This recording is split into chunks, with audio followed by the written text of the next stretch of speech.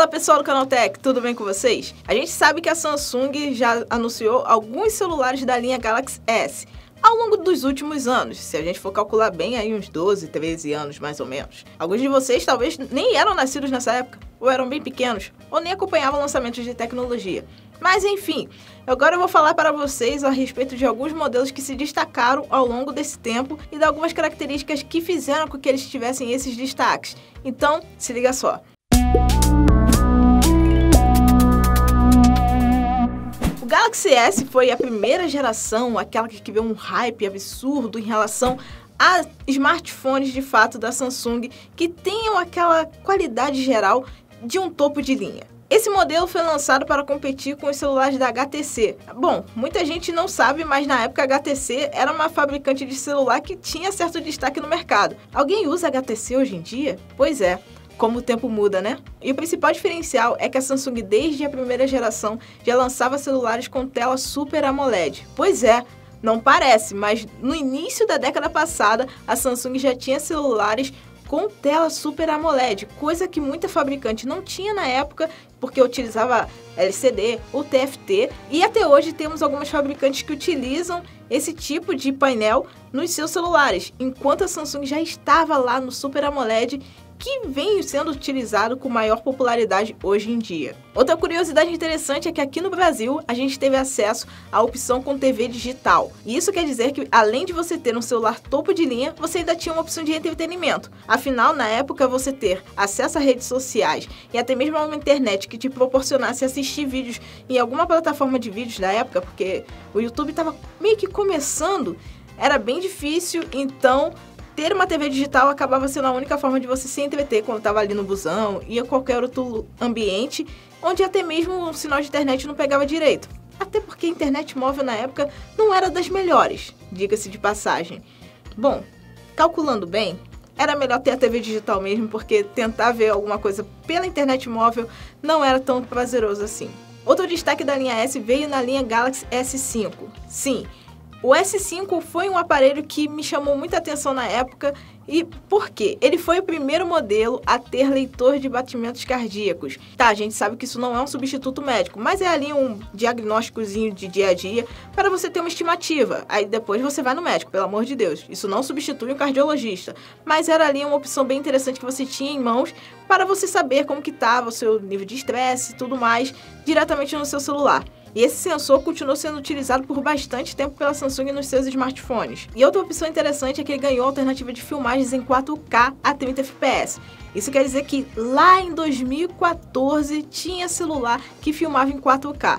Pois é, até hoje a gente vê algumas marcas que ainda seguram um pouco a mão na hora de disponibilizar a opção de 4K nos seus aparelhos, mas a gente sabe que nos topos de linha, pelo menos agora, a gente tem essa opção quase em unanimidade. Tá certo que já tem uns subindo para 8K, mas o 4K já virou meio que um padrão aqui na parte de topos de linha.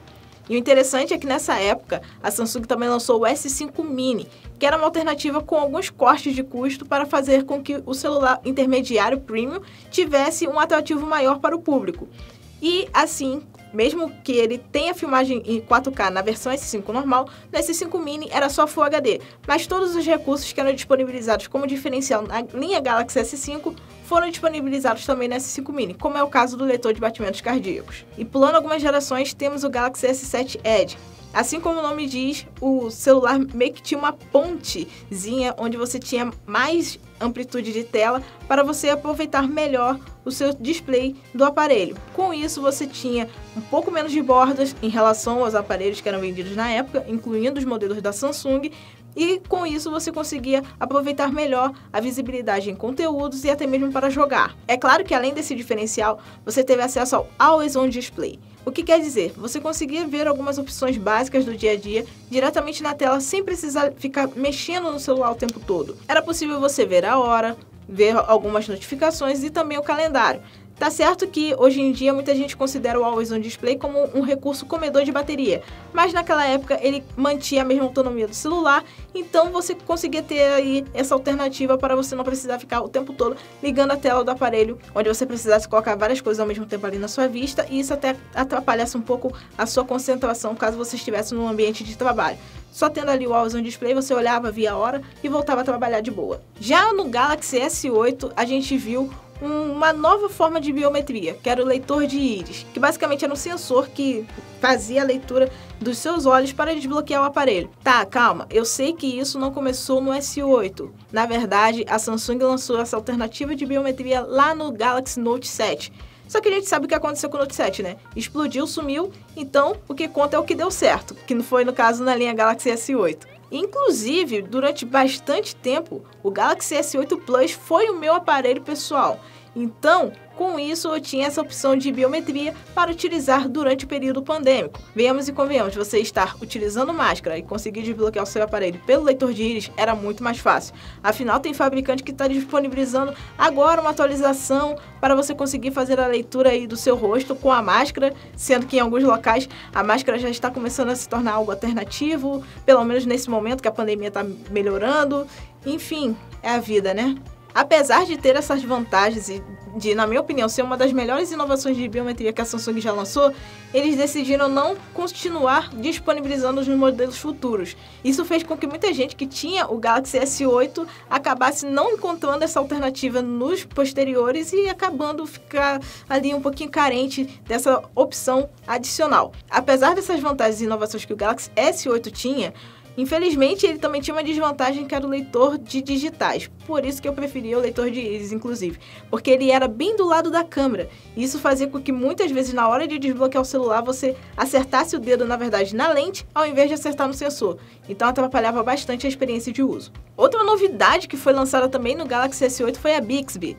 Sim, eu sei que muita gente conhece, muita gente clica nela sem querer e também não utiliza, apesar de ter vantagens atualmente. A Bixby é a assistente virtual da Samsung, disponibilizada pela marca para ser uma alternativa competidora à Siri, que é no caso dos iPhones. E esse recurso demorou a ter uma aceitação aqui no Brasil porque a Samsung demorou para trazer uma tradução. Então, quando chegou essa tradução para o português brasileiro, acabou que, na verdade, existiam outras alternativas de assistentes virtuais que faziam mais sentido, como é o caso do Google Assistente e até mesmo da Alexa, que já pode ser utilizada em diversos aparelhos. E além de todas essas novidades, a Samsung também disponibilizou no Galaxy S8 o modo DeX, que é uma alternativa que permite você utilizar o celular como uma central multimídia, na qual você consegue transformar o aparelho em uma espécie de computador, eu diria. Você coloca ali na dockzinha, que é disponibilizada pela própria Samsung,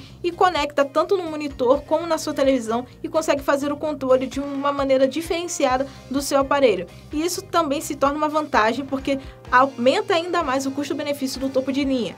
E venhamos e convenhamos, ter um topo de linha que disponibiliza assistente virtual, modo DeX, que faz com que você tenha ali não só um celular, mas também um computador em mãos, era uma vantagem bem interessante para a época. Já na linha Galaxy S10, a Samsung disponibilizou não só o Galaxy S10 normal e o S10 Plus, mas também o S10e, que era uma alternativa compacta da linha Galaxy S10. Com isso, a gente viu a Samsung disponibilizando modelos um pouco mais compactos que até serviram meio que de inspiração para algumas empresas aí, que agora disponibilizam o modelo Mini, pelo menos por enquanto. Bom, de qualquer forma, o Galaxy S10e tinha como foco principal ser um topo de linha, custo-benefício e que tinha também como vantagem ter uma autonomia maior de bateria. Mas a gente sabe que muitos usuários não tiveram uma boa experiência de uso com esse aparelho e talvez por isso, nas linhas posteriores, o formato E tenha sido tirado de linha e assim veio a linha Galaxy S20 FE e por aí vai, que davam um melhor custo-benefício para o usuário. Outra novidade que veio também na linha Galaxy S10 é o leitor de digitais sob a tela. Apesar de ter diversos aparelhos com leitores de digital, Esse formato era ultrassônico, que é basicamente uma vibração que rola na parte de baixo do display, que faz com que a leitura da sua digital seja muito mais precisa e muito mais fácil de ser feita. Isso faz com que você consiga ler a sua digital não só quando você está com a mão limpa, até mesmo quando você tem alguma coisa ali atrapalhando a gordura da mão, que normalmente atrapalha bastante alguns leitores de digital. Esse celular conseguia fazer de boa. Por quê?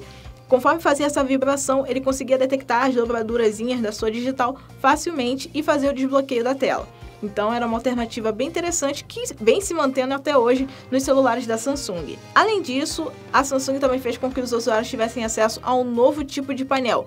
Durante muitos anos eles usaram o Super AMOLED desde a linha Galaxy S, lá de primeira geração, mas no S10 eles trouxeram o Dynamic AMOLED, que é um pouquinho melhor, que traz um pouco mais de qualidade e ainda é compatível com HDR10 Plus, que é uma forma de utilização da sua tela com maior qualidade para que você consiga consumir conteúdos em streaming com maior qualidade também. E isso faz com que você tenha aí uma vantagem quando você está assistindo Netflix e outros tipos de streaming que são compatíveis com esse tipo de tecnologia. Ainda na tela, apesar de muitas empresas estarem trabalhando com o entalhe em formato de franja e tudo mais, que eram bem exorbitantes, a Samsung trouxe o formato Infinity O, que é só um buraquinho na tela para que você tenha ali somente a abertura do sensor para você conseguir tirar suas fotos com a câmera frontal sem dificuldade. É claro que a gente sabe que o S10 Plus tinha o formato pílula, mas isso daí foi adotado somente no S10 Plus e não foi para frente. O que foi realmente inovador foi o Infinity O, que é utilizado até hoje pela marca, não só nos aparelhos topo de linha, mas em intermediários também. Nas câmeras, a Samsung começou a disponibilizar como melhoria para o usuário o modo noturno. A gente sabe que os celulares Android ainda têm uma certa dificuldade para conseguir entregar um modo noturno de maior qualidade, nesse quesito a gente tira como destaque o Pixel, porque ele é o melhor realmente modo noturno, mesmo comparado com o iPhone, etc.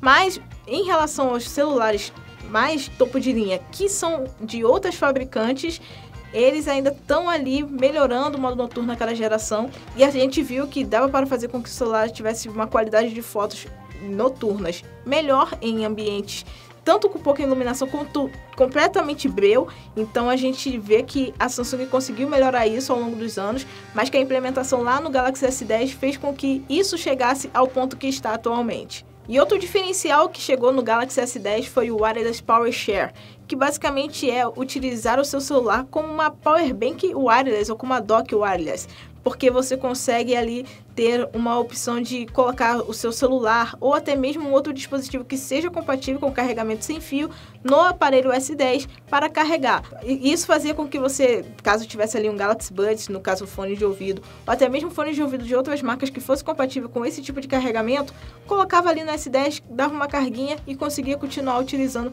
de boas. Bom, vamos fazer uma recapitulação. No Galaxy S a gente viu tela com maior qualidade e Super AMOLED. No Galaxy S5, a principal renovação foi na parte do leitor de batimentos cardíacos.